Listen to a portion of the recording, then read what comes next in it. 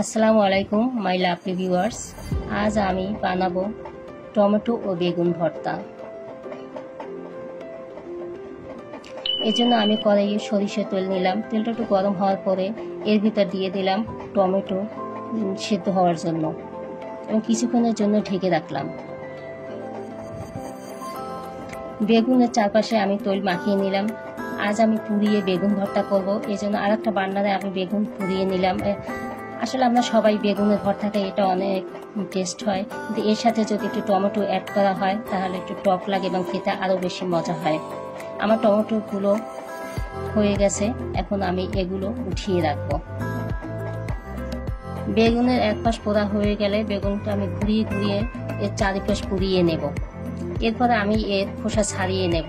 এখন কত সুন্দরভাবে খোসাগুলো উঠে যাচ্ছে, বেগুনটা ভালোভাবে পুড়ে গিয়েছে, এই জন্য খোসাগুলো উঠে যাচ্ছে।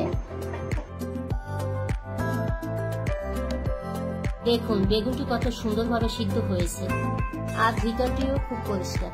তেল ছাড়া আমি মরিচ ভেজে নিলাম।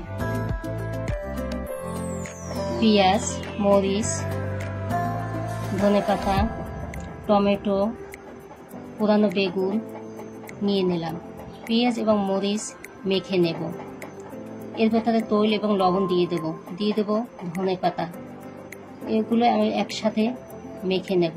এরপর আমি এক পাশে বেগুন মেখে নিলাম এবং অন্য পাশে টমেটোগুলো মেখে নিলাম। সবগুলো মিশ্রণ আমি একসাথে মিশিয়ে নিলাম। হয়ে গেল আমাদের বেগুন ভর্তা। বেগুন হলো ফাইবারযুক্ত খাবার, যা আমাদের শরীরের জন্য খুবই উপকারী। এজন্য এই ভর্তাটা আপনারা হাতে করে খাবেন, তাহলে ফাইবারের মান অটুট থাকবে। আল্লাহ হাফেজ।